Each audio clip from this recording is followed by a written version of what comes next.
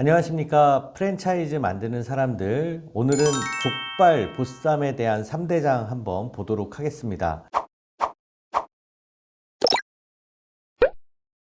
여러분, 이 족발 보쌈을 저희가 분석하면서 보다 보니까 족발하고 보쌈은 정말 분명한 장점이 있는데요. 이 장점이 뭐냐면 고령화 사회가 점점 진행되다 보니까 정말 건강한 음식에 대한 니즈가 많아지는 것 같습니다. 그래서 튀김보다는 삶은 고기. 그래서 이 샤브샤브라든가 이런 족발이나 보쌈에 대한 니즈가 점점 강해지고 있다. 그렇게 좀 보여지고요. 그리고 족발이나 보쌈은 계절성이 좀 덜한 것 같아요.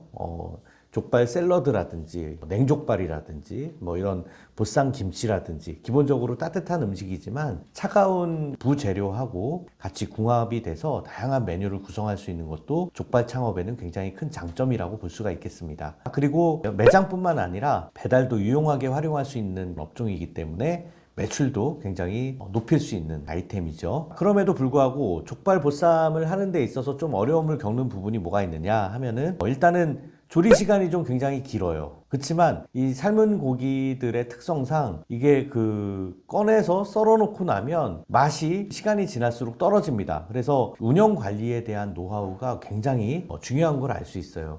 저는 여러 대표님들이랑 얘기를 하면서 이 족발에 대한 얘기를 많이 들었는데요. 여러분, 요 족발 맛있게 먹는 팁 하나 드리면요. 족발은 삶자마자 먹는 게 제일 맛있습니다. 그러니까 매장별로 삶은 시간이 공개되는 곳이 있으면 거기서 그 시간에 사 먹는 게 제일 맛있습니다. 족발 보쌈 단점의 두 번째는요. 많은 브랜드가 신규로 지금 도전을 하고 있기 때문에 어떤 메뉴를 가지고 어떤 가격 포지션을 가지고 구성을 하느냐, 또 잘 되는 브랜드의 메뉴들을 저희가 보니까요, 굉장히 추가 구성 메뉴에 대해서 촘촘하게 구성이 되어 있는 것을 보여지는 그런 브랜드들도 있었습니다. 여러분, 그래서 족발이나 보쌈 3대장 과연 어떻게 진행됐을지 한번 저도 궁금한데요. 일단 족발 보쌈 브랜드의 선정 기준에 대해서 말씀드리면요, 가장 최근에 정보공개서 자료를 가지고 했습니다. 그럼에도 불구하고 계속해서 자료가 매월 올라오고 있어요. 그래서 아직 등록이 안 된 업체들이 일부 제외가 될 수 있다. 그리고 저희가 선정하면서 약간 체크하지 못한 그런 부분이 있을 수 있다라고 말씀을 드리고요. 또 가맹 점수가 10개 미만인 브랜드는 제외를 했습니다. 그래서 가맹 점수나 평균 매출액, 그리고 제곱미터당 평균 매출액 기준으로 상위 15개 브랜드를 선정을 해서 그 중에 3대장을 제공해 드립니다. 보쌈이나 족발 쪽으로 창업하시는 분들이 가맹 점수가 많은 브랜드를 우선적으로 보신다면 신뢰성 있는 브랜드가 될 거지만, 사실은 이제 창업할 곳이 좀 많지가 않을 수도 있어요. 그래서 가맹점당 평균 매출액이나 제곱미터당 평균 매출액이 높은 브랜드를 한번 눈여겨보시는 게 좋을 것 같습니다. 그리고 매출액이 높다고 해서 좋은 게 아니라 진짜 중요한 거는 이익이 얼마나 남느냐인데, 이익에 대한 우리 데이터를 보기가 좀 어려워요. 그죠? 네, 공개되어 있는 데이터들이 없기 때문에 그 매출액이 높은 브랜드 중에서 회전율이 낮은 브랜드를 고르시는 게 여러분들이 실패하지 않는 창업을 하는 그런 노하우라고 생각을 하기 때문에 여기에 대한 자료를 충분히 보여드리려고 합니다. 족발 보쌈 가맹점수 3대장으로 보면요, 일단 가장 맛있는 족발이 395개로 1위고요. 원할머니 보쌈이 2위, 마왕족발이 3위입니다. 족발 야시장이 그 뒤를 잇고 있습니다. 족발 보쌈 브랜드는 여러분들이 아마 가장 많이 알고 있는 그런 브랜드들일 거예요. 그래서 100개 넘는 브랜드들이 한 10개 정도 이렇게 좀 있고요. 그렇지만 가맹 점수가 많다고 해서 꼭 평균 매출이나 제곱미터당 매출액이 높은 건 아닐 수도 있기 때문에 평균 매출액이 높은 3대장을 한번 살펴보도록 하겠습니다. 평균 매출액은 더 맛있는 족발 보쌈 브랜드가 1위고요. 평균 매출액이 10억이 넘습니다. 굉장히 좋은 브랜드죠. 또 청담족발이라고 하는 브랜드가 생긴 지 얼마 안 됐는데 10억이 넘는 브랜드로 이렇게 올라섰습니다. 또 귀한족발 브랜드, 굉장히 잘하고 있는 브랜드죠. 그래서 이 더 맛있는 족발, 청담족발, 귀한족발이 저희 3대장으로 선정이 됐습니다. 평균 매출액이 6억 6천 정도니까 거기에 비해서는 굉장히 높은 브랜드고, 또 여기에서 업력이 있는 브랜드인데도 매출액이 높다라고 하면 굉장히 좋은 브랜드겠죠. 그래서 평균 매출액이 얼마나 증가하는지를 연도별 추세를 보면서 살펴보면요, 이렇게 평균 매출액이 점점 증가하는 브랜드가 굉장히 좋은 거고요. 우리 더 맛있는 족발보쌈은 2018년도에 시작을 해서 가맹 점수가 38개까지 계속 늘어나고 있는 그런 모습을 보여주고 있습니다. 청담족발은 2023년도에 시작을 했고 아직은 가맹 점수가 좀 적은 편입니다. 그래서 평균 매출액이 좀 높게 나왔고요. 앞으로 브랜드 관리를 어떻게 하느냐, 또 가맹점을 또 많이 내주다 보면은 좋지 않은 상권에 들어가는 경우도 있을 수가 있기 때문에 평균 매출액이 점점 떨어질 수도 있습니다. 이런 거 감안하셔서 여러분들이 창업할 때 좀 고려를 하시면 좋을 것 같습니다.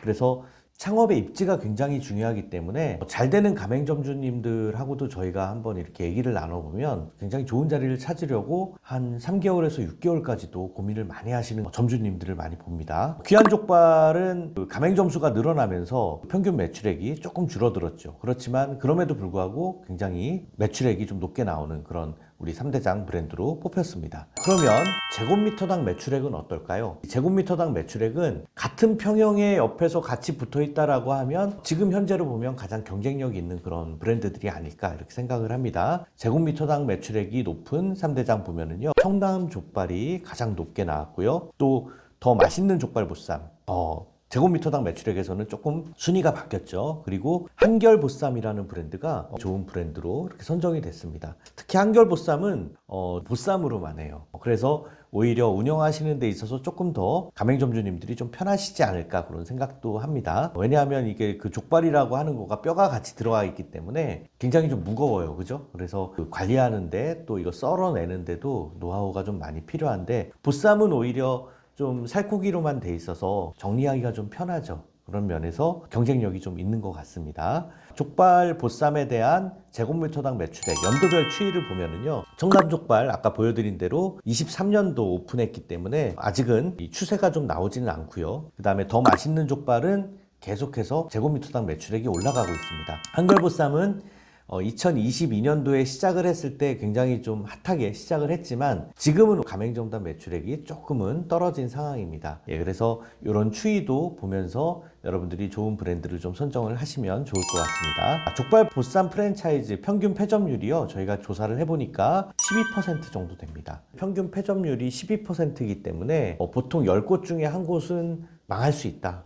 지금 브랜드별 경쟁이 굉장히 치열하다 라는 시장으로 여러분들이 보시면 될 것 같고요. 그럼에도 불구하고 우리 완미족발이라든가 족발 신선생 이런 브랜드들은 굉장히 좀 패점률이 낮고요. 청담족발, 더 맛있는 족발, 족발꾼 이런 비교적 생긴 지 오래되지 않은 그런 브랜드들은 패점률이 좀 낮은 그런 브랜드들로 보여집니다. 자, 여러분, 성공률 높은 족발 보쌈 프랜차이즈 어떻게 선택을 해야 되느냐, 일단 가맹점당 매출액 높은 거 중에서 보시면 좋고요. 또 패점률이 낮은 브랜드로 판단을 하시면 좋겠습니다. 그래서 중요한 것은 우리 그 족발 브랜드를 보면요, 월 매출액이 4억이 넘는 곳들도 굉장히 많아요. 그러면 연매출이면 거의 한 40억, 50억까지 가는 건데 그런 브랜드들을 홍보하는 그런 곳들이 많이 있습니다. 그러니까 이게 평균 매출액 10억이라고 하면 그 중에서는 더 훨씬 잘 되는 곳들도 많은 거예요. 그럼에도 불구하고 평균 매출 10억보다 낮은 그런 가맹점들도 있는 거기 때문에 거기 맞춰지는 거죠. 자, 그래서 지역별로 그리고 창업의 또 시기라든가 가맹점주님들의 역할도 굉장히 중요한 것 같습니다.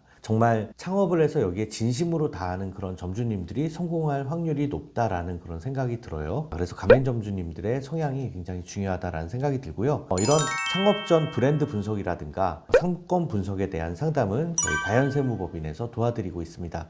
3대장 보면서 여러분 궁금하거나 이 브랜드 빠진 것 같은데 라는 게 있으시면 댓글로 저희한테 알려주시면 그 부분에 대해서 보완하도록 하겠습니다. 프랜차이즈 만드는 사람들 보시고 창업에 도움되시길 바라겠습니다. 감사합니다.